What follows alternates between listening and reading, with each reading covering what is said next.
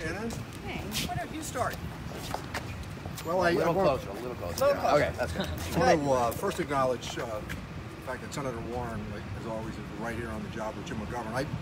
Jim and I have an interesting distinction only because I represented Webster for 24 years, and I've represented Dudley for the last 30 years. They came out on Monday after catching the emergency broadcast alert on Saturday morning when the tornado was touching down, and visited with officials in Dudley, came over here to Webster. And for those of you who are from Central and Western Mass, a reminder that what happened in Southbridge 7 years ago is about the uneven weather that we've been witnessing here in Central Massachusetts and indeed in Western Mass. So FEMA's been alerted. MEMA was on the job. I think that the local responders, the first responders on the ground, did a terrific job. We had a chance to interact with them on Monday.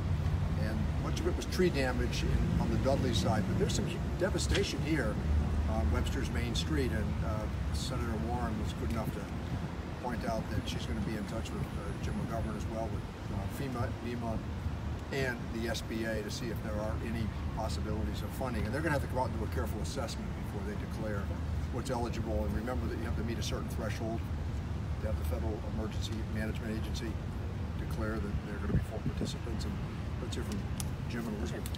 Look, we're just here to help. I mean, the local officials here in Webster did an incredible job responding, and in Dudley as well, to this tornado. But there's some real devastation here in Webster, and we need to work as a team with our state and local officials to try to help them rebuild.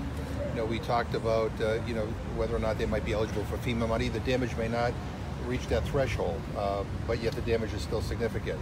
We want to make sure all the insurance agencies provide the appropriate coverage for the damage. We want to work with MEMA, with the state, with the Small Business Administration, with the Economic Development Administration as well, to maybe get some grants for planning and rebuilding here. There may be a necessity to get EPA in here to do some cleanup because some of these sites may be contaminated. But look, what we're here to do, what we're here today to do is to listen. Again, we commend the local officials here who did an incredible job in responding to what happened here. But we're part of a team. I'm grateful to Congressman Neal and Senator Warren for being here.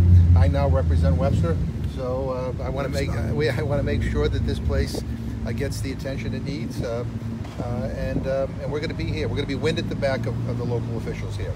Right. So I just want to say how glad I am to be here today and have this opportunity to work with Congressman Neal and Congressman McGovern. You know, it's a reminder. They're here for every town, every city, every place in Massachusetts when they need help. And this is a time when Webster and Dudley need help. And so that's why we're here together. It was good to be able to meet with the teams. The local officials have responded with incredible professionalism, and that's been true of the police department, the fire department, the city officials for both towns. They're the ones who keep it all moving and got this city right back on its feet as quickly as possible. We're talking about assessment of the damage and what we can do to try to make sure that federal funds are available, but also starting the conversation about what rebuilding is going to look like. What should that corner look like? And what are the opportunities that it presents for Webster and for a real shot in the arm for Webster to be able to have some new activity in its downtown area, maybe some new housing in the area. That's the kind of thing that we want to think about. One last thing I want to mention, and that is, we all feel blessed that no one was injured, that everybody stayed safe, that the buildings that came down did not displace hundreds of families. But we want to remember there has been a personal toll here. People in their homes who've been without power, who now kind of be wrestling with insurance companies for a while to come, who've got damages that have to be repaired, and people who don't have homes who were injured by this. I understand there's going to be a fundraiser this Sunday over at the tavern, is that right? And I'm going to be urging everyone I can to get out, have a little fun, and kick in a little money for Webster and Dudley. They need the help. Maybe a last note on that. When you consider where we are, and then you look at what Southbridge did to rebuild, it's pretty remarkable. And when you consider the damage that was done on the other side of the French River and where it is today, it highlights, I think, the partnership between the federal, state, and local governments as well as the private sector. So there is, with some patience and making sure, by the way, that all the data that has to be collected is accurately collected so that you don't go back and have to revisit it, because MEMA and FEMA will both question that data to make sure that it's accurate. But I do think that Southbridge is an example of what the end can look like after all of the refurbishment takes place. You mentioned that the assessment is still going on. When we talked to the town administrator on Monday, he thought that it would not qualify for FEMA. Is there any new information on that? And if we don't qualify, what other federal funds can we be available, I guess? Oh, you have the SBA, but I also would encourage the administrator during the conversation that we had with them to make sure that you compile every single damage that might have occurred on public property, or for that matter, on sight lines, public and private property. There's always going to be a dispute where the tree falls, for example. But I think that going back and continuing to make that assessment, compile the data, report it to FEMA, while simultaneously making sure that you do the same thing with MEMA, and understand that with insurance, it's the first dollar in. So the government's not going to come in, for example, and redo somebody's home if they have private insurance. So those are the sorts of considerations that have to take place. Also, it's about recovery from damage, obviously, repairing the damage, but it's also about thinking about what federal resources may be available for redevelopment. So there's CDBG money. We'll go through our alphabet soup. It's possible there could be a little EPA money. It's also possible that tax credits could help for getting more development at that site. And we want to make sure that Webster gets access to every single penny that might be available to them through the federal government. Powerfully important. And one of the things we talked about in there was what we could do to help follow up. So they're going to get back to us with the assessment on the site, whether it's contaminated or not. We have pledged to work to reach out to EPA to make sure that this is a priority and that there's money available to clean up the site if necessary. We talked about arranging a meeting with the head of with someone from the Economic Development Administration to come out here and walk through this site, and also some of the other sites here in Webster to talk about, maybe how we can plan not only the rebuilding of the area that was damaged, but even kind of widen the scope of that planning, of that rebuilding, and to create more economic development here. So we have some assignments to do, and we're going to follow up with federal agencies to make sure that Webster is high on their list. Are there any concerns about the number of tornadoes and severe weather events that have been happening in Massachusetts over the last decade? Yes. Absolutely. This is a reminder that climate change has real, tangible implications. We're watching more severe weather, watching over and over these never happened before events, or happens only once every 100 years. And now they keep happening again and again and again. And there are real costs to a changing climate.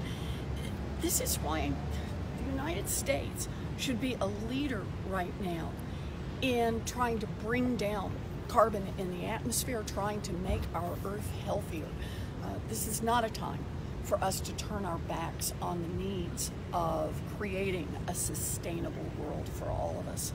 Senator, a little off topic, real quick. Can I just make sure everybody's done Webster first? Okay, I just want to do. I promise It's okay. I'll do it. Even though, boy, I'm dying your here. legs I'm are just dying. kidding. I got it. right here. All right, has everybody gotten what they wanted to do Like an Olympian. Last one I had around was, Webster and Dudley? do we have any idea assessment of how much damage? I know when we talked to Doug earlier this week, he didn't have an idea. I didn't know if that was mentioned in the meeting. No numbers today.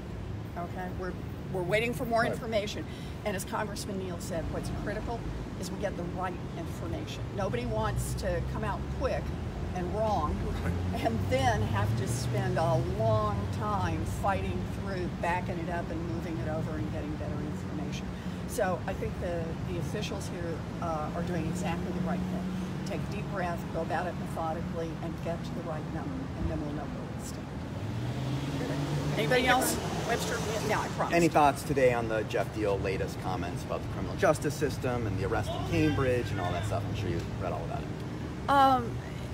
Look, there are many terrific people working in law enforcement, working in the criminal justice system, working in the courts, working as public defenders, and many of them have stepped up to say we need significant reform of the system overall. I'll give you 3 examples right now. The best estimates are that African Americans and whites smoke marijuana at about the same rates, and yet African Americans are about 3.5 times more likely to be arrested for possession. There have been studies showing that exactly the same crimes committed by blacks and whites, that blacks are more likely to be arrested and blacks are more likely to be prosecuted.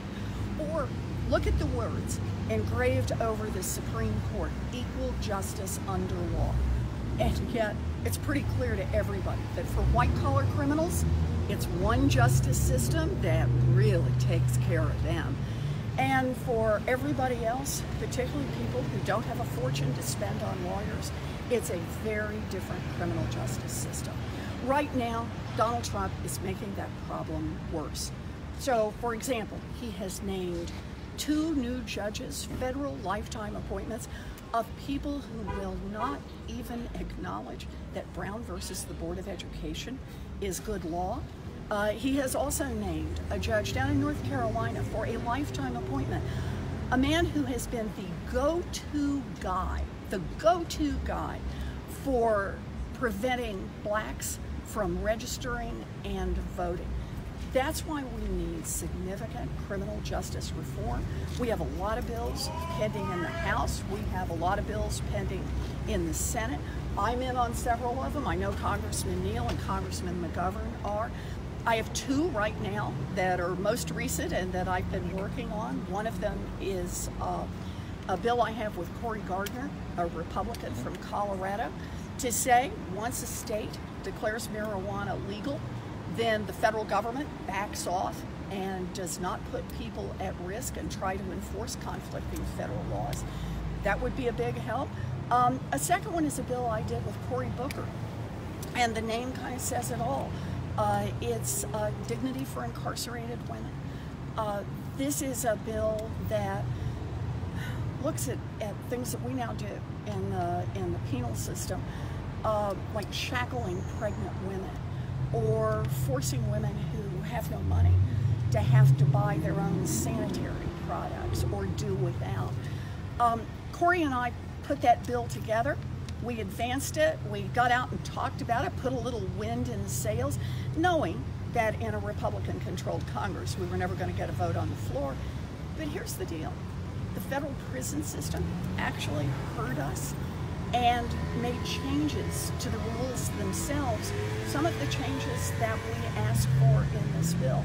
So that tells me we can make a difference. We should do it on a bipartisan basis. This should not be a partisan issue. This should be about making changes in the criminal justice system that we all need. We are a country that needs significant change in this area, and we should do that together on a bipartisan basis. Great. Thank you, everybody. Thank you. Thank you. Long answer. I hope that's okay. We loved it.